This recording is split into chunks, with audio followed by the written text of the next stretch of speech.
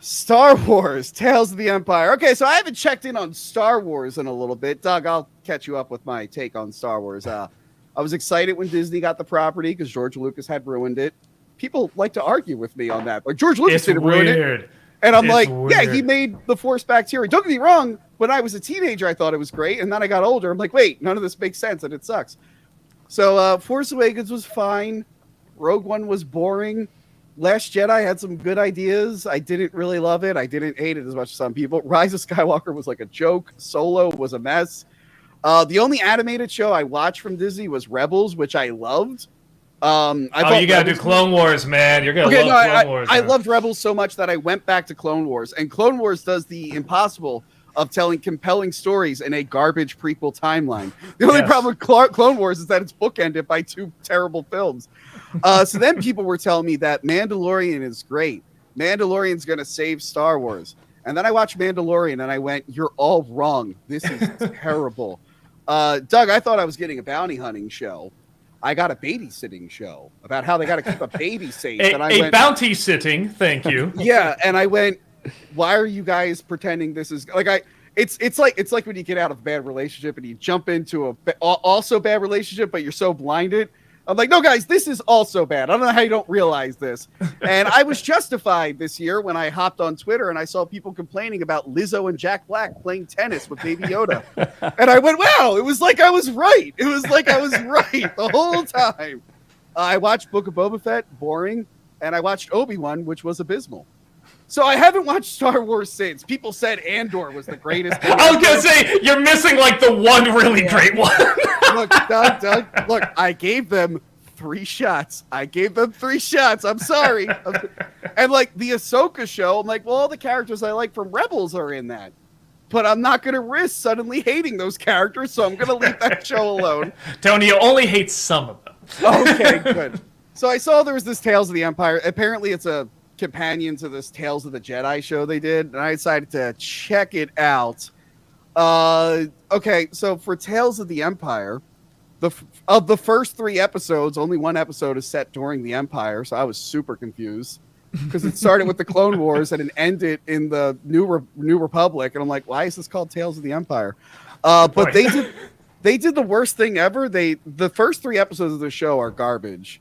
But now I now know the backstory of the mean lady from Mandalorian season 2. I know we were all losing sleep of not knowing the backstory of the girl Ahsoka fights in Mandalorian season 2, and now we know it. However, the last 3 episodes were actually solid and told like a pretty good story of this Jedi that turned on the Jedi, and now she's with the Inquisitors.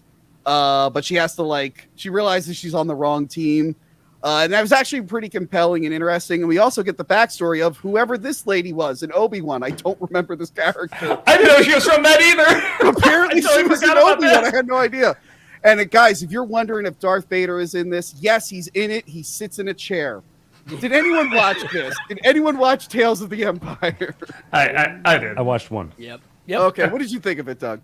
I watched them all. I actually liked it. The second story. I like the first 3 too, but again, I think I didn't even know that lady was from I always forget the name of the planet that Darth Maul is from. Den of Fear, Den of Balls. I don't know. Oh, but, yeah. But I love that world. So again, I'm kind of like with Furiosa with this. I just love that world so much, and anything from that world, I'm gonna be a little biased.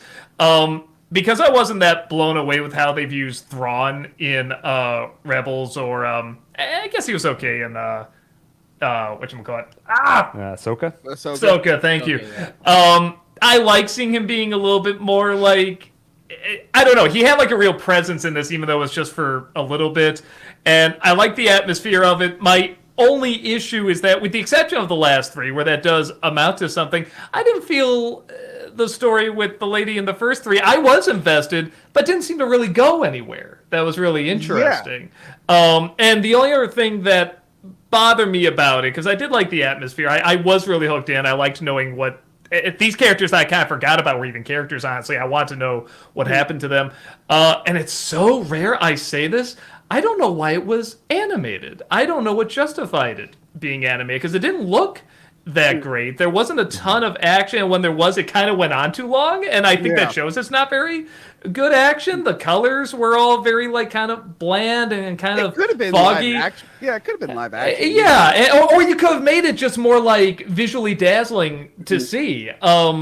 With that said, I do like the time it took. I liked the ideas it was playing around with. I like the idea of seeing how some of these people become inquisitors and stuff, and what just that interesting point of, okay, once the Empire is born, well, what happened then? Like, how did this transition kind of happen? It's such a kind of creepy transition to me. So I didn't mind seeing all that. And yeah, I actually enjoyed it quite a bit. I'm not going to say it's like one of the best things. I never did see all of Tales of the Jedi either. Yeah, but, I might go back and check that out to see if there's anything. I heard it's really good. A friend of mine saw it, and because I said, "What you think of Tales of the Empire?" and she's like, "It was all right, but I'm going to compare it to Tales of the Jedi, which is great. So maybe I should go back and see that too."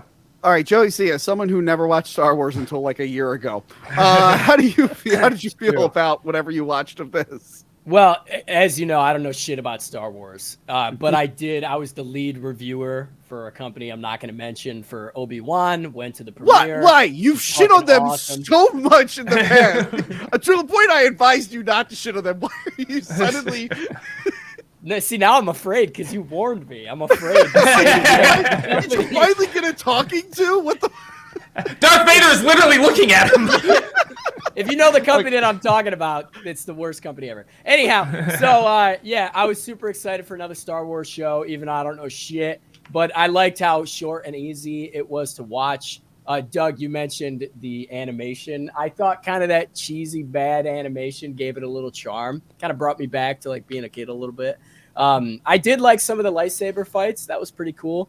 I think even for casual fans like myself, this was it was a pretty easy watch. It was something to put in the background. Also, that company sucks. So, were you thrilled when Darth Vader sat in the chair and just breathed? Oh, it was really great. It was like watching Steven Seagal or something. Gil, how did you feel? Sorry, Gilly, how did you feel about Tales of the Empire? I watched one episode, just the first one, and I do agree with Joey. I like that it was short, and I just didn't really like it. I mean, it sort of just dropped you right into the middle of an action sequence with no building tension, no building stakes, curiosity, or anything about these characters. It did send me into a little bit of a philosophical introspection in my mind, because I did watch a girl see her entire clan killed. And I was like, even without character development, I should still feel something like that sucks. So the theory I came up with is that, okay, in lieu of character development, if you don't get connected to a character, then you at least need the world to feel kind of real and grounded. And then you get automatic human empathy. But of course, this is animated, and I don't think it was that great animation. Like, sometimes the walking looks sort of floaty and stuff. Then you're in like a high sci-fi fantasy realm, so there's a few hurdles between you and this feeling grounded. So with all those steps removed, I feel like character development is even more important. It doesn't even attempt it, and there's just a lot crammed into 16 minutes. There's like multiple tragedies occur. You have a character who ends up on like a dark path. I think it's trying to explain how she ends up, on the wrong side of the Jedi. So a lot crammed into 16 minutes. It was as engaging as reading a bulleted list on Wikipedia of like plot points of like explaining who this character is. Yeah, I mean, I didn't hate it.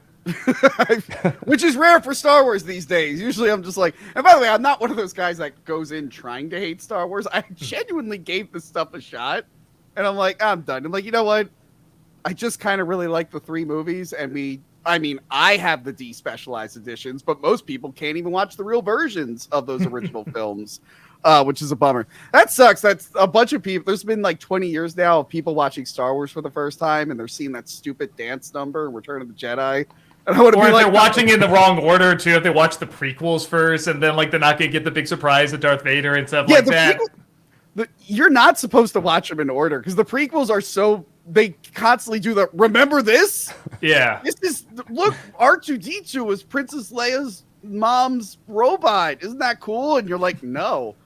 Like, I kind of didn't care what R2-D2... That's the thing with all these prequels. I'm like, the more I think about it, the more I just didn't care about a lot of these people's origin stories.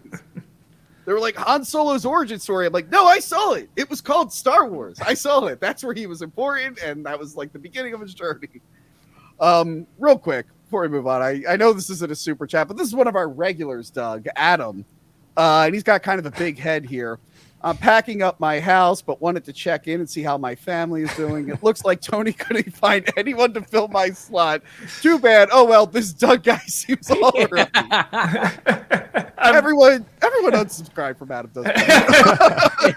I'll subscribe. He says Dougie's all right. I think he's all right. Adam Does Movies is a very fun channel, even though he refuses to do this show because he hates Joey C. I mean, or at least that's the excuse I made. Here we go.